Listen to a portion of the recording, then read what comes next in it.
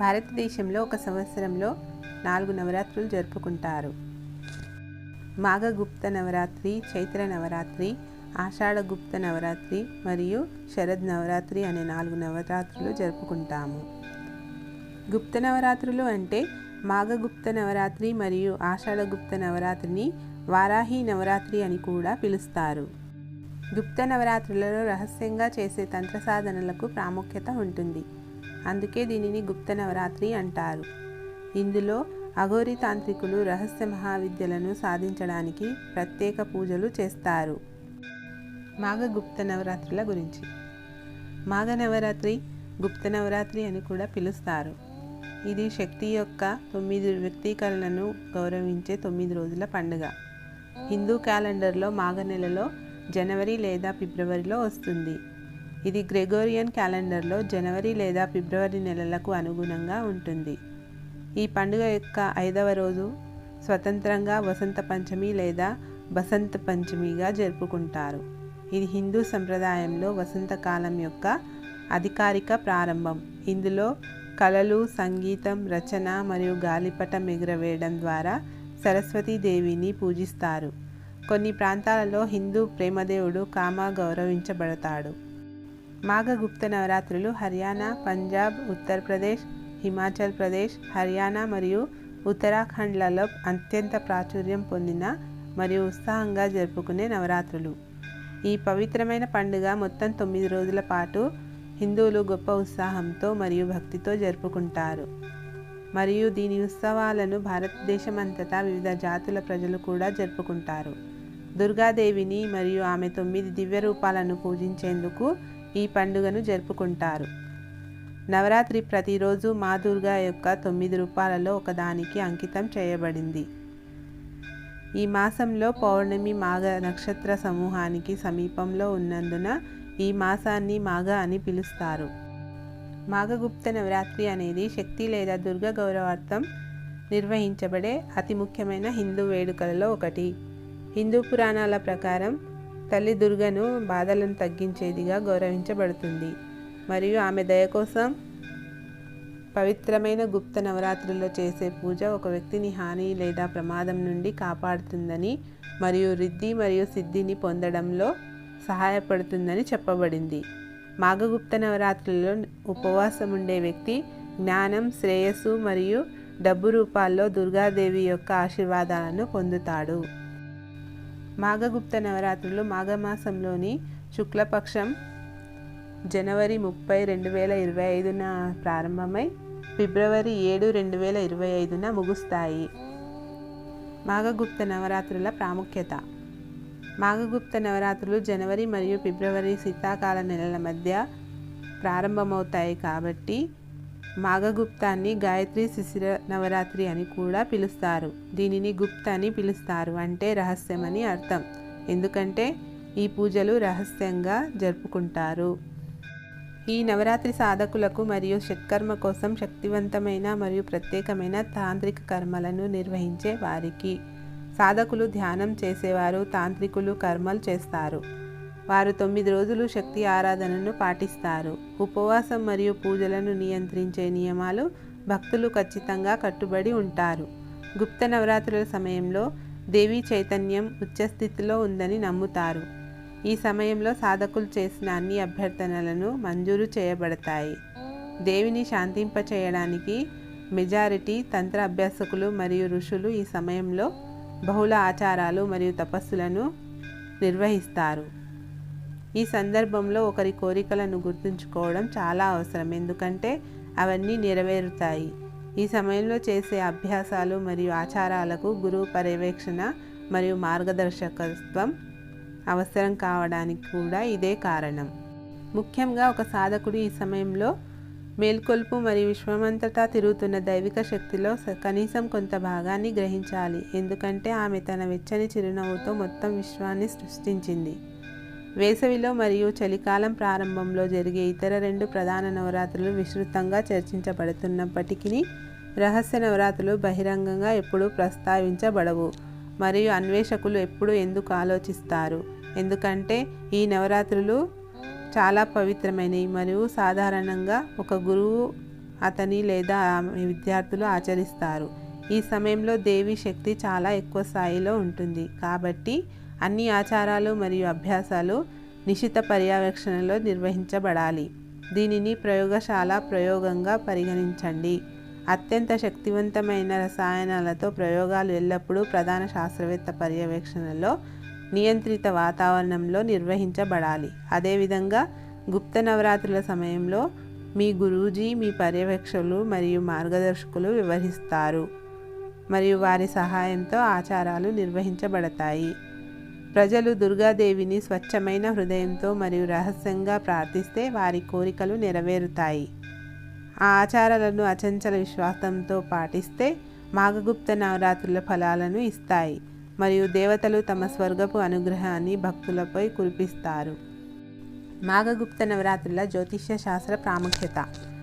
హిందూ జ్యోతిష్య శాస్త్రం ప్రకారం మాఘగుప్త నవరాత్రులు ముఖ్యమైన పాత్ర పోషిస్తాయి. ఇవి ప్రారంభాలు మరియు ఫార్వర్డ్ మూవ్మెంట్ యొక్క నెలగా అనిపిస్తుంది. అన్ని గ్రహాలు వాటి కక్షలో ముందుకు కదులుతున్నట్లు కనిపించే కాస్మిక్ స్పష్టత కారణంగా మాఘగుప్త నవరాత్రుల కాలం కొత్త ప్రాజెక్టులను ప్రారంభించడం లేదా కొత్త లక్ష్యాలను నిర్దేశించడం కోసం సమలేఖనం చేయబడింది. ఇది ప్రారంభ రాశి చక్ర గుర్తుల లక్షణం. సంవత్సరం కుంభం మరియు మకరం.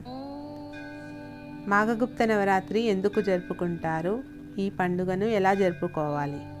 ఇంతకుముందు చెప్పినట్లుగా మాఘగుప్త నవరాత్రులు దుర్గ యొక్క 9 దివ్య అవతారాలను ఆరాధించడానికి, ఉన్నతమైన స్వయాన్ని కోరుకోవడానికి, ధ్యానం మరియు ఆనందాన్ని పొందేందుకు జరుపుకుంటారు. ఈ రోజున ప్రజలు ఘటస్థాపన విధిని నిర్వహిస్తారు. దీనిని కలశ స్థాపన అని కూడా పిలుస్తారు, అంటే పవిత్రమైన మరియు మేల్కొన్న పూజకుండను స్థాపించడం. మాఘగుప్త నవరాత్రి పూజా విధి. శుభముహూర్తంలో బార్లీతో పెరిగిన కలశాన్ని ఆద్యాశక్తి దేవత విగ్రహం ముందు ఉంచుతారు. రెండవ కలశం పచ్చి కొబ్బరికాయ పైన ఉంచబడుతుంది మరియు దాని స్థాపన ప్రారంభమవుతుంది. భగవతీదేవి ముందు అఖండ జ్యోతిని వెలిగిస్తారు. ఆపై గణేష పూజ నిర్వహిస్తారు. అప్పుడు వరుణదేవుడు మరియు విష్ణుదేవుడు పూజ నిర్వహిస్తారు. తర్వాత శివుడు, సూర్యుడు, చంద్రుడు మరియు 9 గ్రహాల పూజలు నిర్వహించబడతాయి. తర్వాత భగవతీదేవిని ఆరాధిస్తారు. ఈ నవరాత్రుల్లో ఉపవాసం మరియు దేవీ పథం మరియు దుర్గా సప్తశతి పారాయణం పఠించబడతాయి. నవరాత్రి పూజ యొక్క ప్రయోజనాలు. నవరాత్రి పూజ ఇంటికి శ్రేయస్సు మరియు సంపదను తెస్తుందని నమ్ముతారు.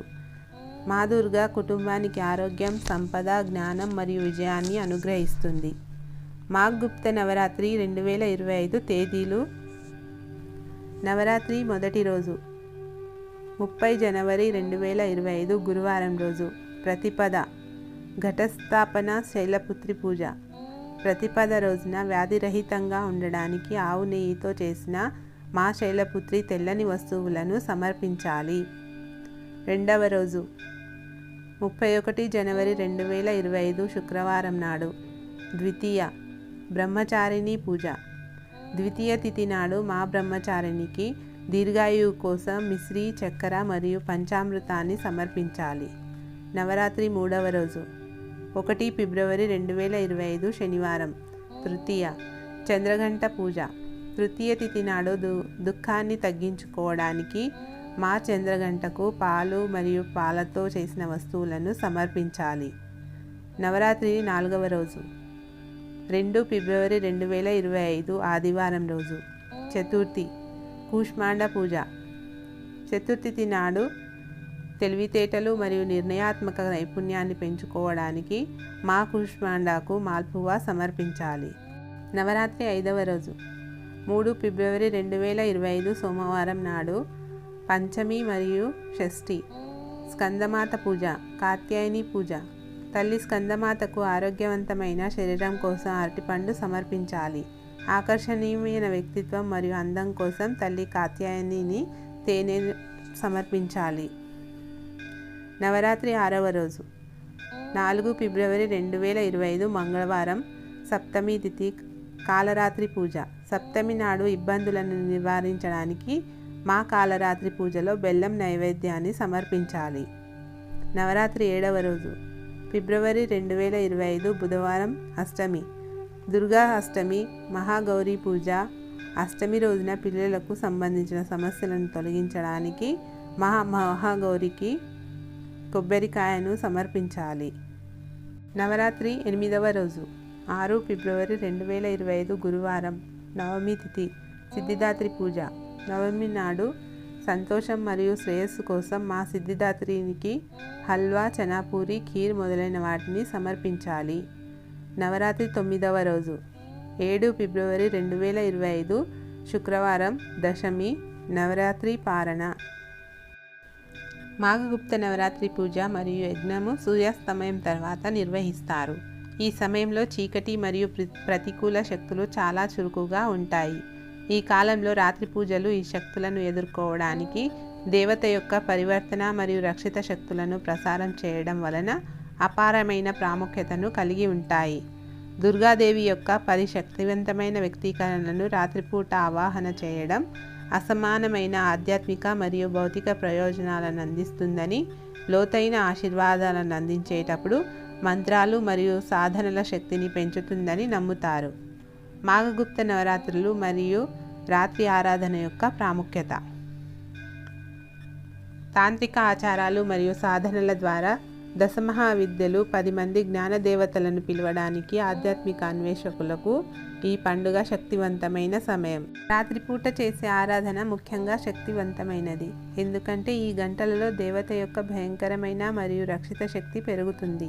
భక్తులు ఈ కర్మలలో నిమగ్నమై ఆధ్యాత్మిక ఉన్నతి, విజయం, శ్రేయస్సు మరియు దైవిక రక్షణను పొందవచ్చు. దశమహావిద్యలలో ప్రతి ఒక్కటి దైవిక స్త్రీ యొక్క ప్రత్యేక కోణాన్ని సూచిస్తుంది. అవసరమైన ఆధ్యాత్మిక సత్యాలను మేల్కొల్పడం ద్వారా విముక్తి వైపు సాధకులను మార్గనిర్దేశం చేస్తుంది. రాత్రిపూట వారిని పూజించడం వల్ల భక్తి పెరుగుతుంది, స్వీయ క్రమశిక్షణ పెరుగుతుంది మరియు దైవానుగ్రహంతో భక్తులు అడ్డంకులను అధిగమించగలుగుతారు. దశమహావిద్యలు మరియు వారి ఆరాధన. మహాకాళి సమయం, మరణం మరియు విధ్వంసం యొక్క దేవత. ఆమె భక్తులను ప్రతికూలత నుండి రక్షిస్తుంది, శ్రేయస్సును అందిస్తుంది మరియు ఆధ్యాత్మిక పురోగతిని అందిస్తుంది. తార కల్లోలాలను తొలగించి భక్తులకు బలం మరియు స్థిరత్వాన్ని అనుగ్రహించే రక్షకుడైన దేవత. షోడశి లేదా లలితా త్రిపుర సుందరి అందం మరియు సామరస్యానికి ప్రతీక. ఆమె కోరికలను నెరవేరుస్తుంది మరియు సంపద, ఆనందాన్ని తెస్తుంది. భువనేశ్వరి అన్ని ప్రపంచాల సృష్టికర్త. ఆమె శ్రేయస్సును ప్రసాదిస్తుంది మరియు గ్రహ ప్రతికూలతలను తొలగిస్తుంది. భైరవి యోధ దేవత. ఆమె తన భక్తులను శక్తివంతం చేస్తూ అజ్ఞానాన్ని మరియు కష్టాలను నిర్మూలిస్తుంది.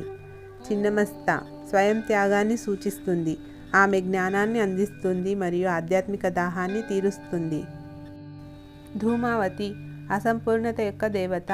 ఆమె భ్రమలను అధిగమించడానికి మరియు సత్యాన్ని కనుగొనడానికి భక్తులకు మార్గనిర్దేశం చేస్తుంది. బగళాముఖి విజయ దేవత. ఆమె ప్రతికూలతను తటస్థీకరిస్తూ శత్రువులు, వ్యాధులు మరియు ప్రమాదాల నుండి రక్షిస్తుంది. మాతాంగి సరస్వతి యొక్క తాంత్రిక రూపం. ఆమె భక్తులకు జ్ఞానం, సృజనాత్మకత మరియు వాగ్దాటితో అనుగ్రహిస్తుంది. కమల లక్ష్మి యొక్క తాంత్రిక రూపం. ఆమె సంపద, శ్రేయస్సు మరియు అందాన్ని తెస్తుంది. రాత్రి పూజ యొక్క ప్రయోజనాలు. ప్రతికూలత, వ్యాధులు మరియు ప్రమాదాల నుండి రక్షణ, ఆర్థిక సమస్యలు, అప్పులు మరియు అడ్డంకుల నుండి ఉపశమనం, విశ్వాసం, ధైర్యం మరియు ఆధ్యాత్మిక అవగాహనతో సాధికారత, ఆధ్యాత్మిక స్పృహలో వృద్ధి మరియు సిద్ధుల సాధన, దశమహావిద్యల నుండి దైవిక దయ మరియు ఆశీర్వాదాలు పొందవచ్చు.